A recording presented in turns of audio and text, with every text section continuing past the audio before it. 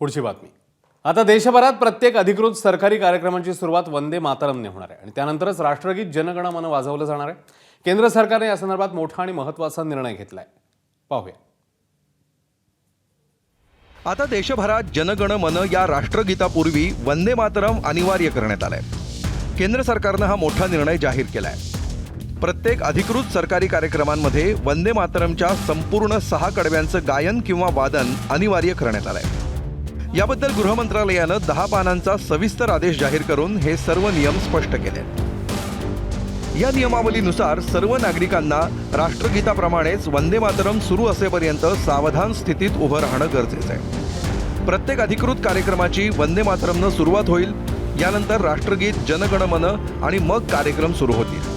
गृह मंत्रालयानं जारी केलेल्या आदेशानुसार तिरंगा फडकवतानाच्या कार्यक्रमांमध्ये राष्ट्रपतींच्या औपचारिक आगमन आणि निर्गमनावेळी, राज्यपाल, लेफ्टनंट गव्हर्नर यांच्या राज्यस्तरीय कार्यक्रमात, नागरी सन्मान कार्यक्रमात, राष्ट्रपती राष्ट्राला संबोधित करताना, परेडमध्ये राष्ट्रीय ध्वज आणताना आणि केंद्र सरकारनं विशेष आदेश दिलेल्या इतर प्रसंगी, याशिवाय सरकारनं विशेष आदेश दिलेल्या इतर कार्यक्रमांमध्येही हे राष्ट्रगीत वाजवलं जाईल। यात महत्त्वाची बाब म्हणजे जनगण मन आणि वंदे मातरम दोन्ही वाजवले जाणार असतील तर सर्वप्रथम वंदे मातरम वाजवलं जाईल। दोन्ही वेळेस उपस्थितांनी सावधान स्थितीत उभं राहणं बंधनकारक असेल। पण जर एखाद्या माहितीपटात किंवा न्यूज फिल्ममध्ये राष्ट्रगीत म्हणून वाजवलं जाणार असेल तर त्यावेळी मात्र उभं राहण्याची सक्ती नसेल। नहीं, बहुत अच्छी बात है बिकॉज वंदे मातरम जो गीत है वो अपने आप में संपूर्ण है। भारत की संस्कृति है, हमारा गौरव है, हमारा गर्व है।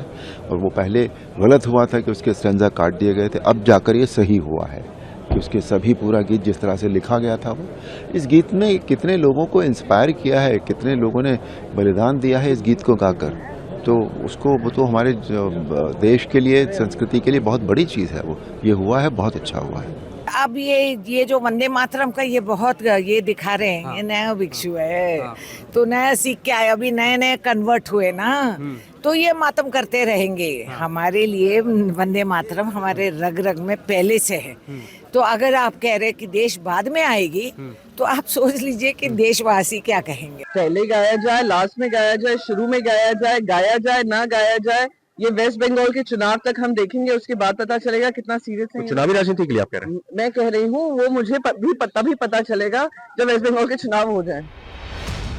याशिवाय शाळांमध्येही दिवसाची सुरुवात सामूहिक वंदे मातरम गायनानं करावी आणि विद्यार्थ्यांमध्ये राष्ट्रगीत, राष्ट्रगान आणि राष्ट्रीय ध्वजाबद्दल आदराची भावना रुजवावी, हा यामागचा हेतू असल्याचं सांगण्यात येतं।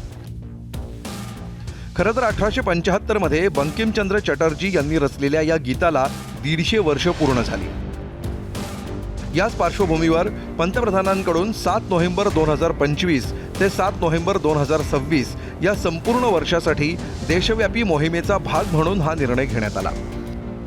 सध्या वंदे मातरम गीताच्या 6 कडव्यांपैकी फक्त पहिली 2 कडवीच गायली जातात। उर्वरित भागांमध्ये दुर्गासह 3 हिंदू देवींचा उल्लेख आहे।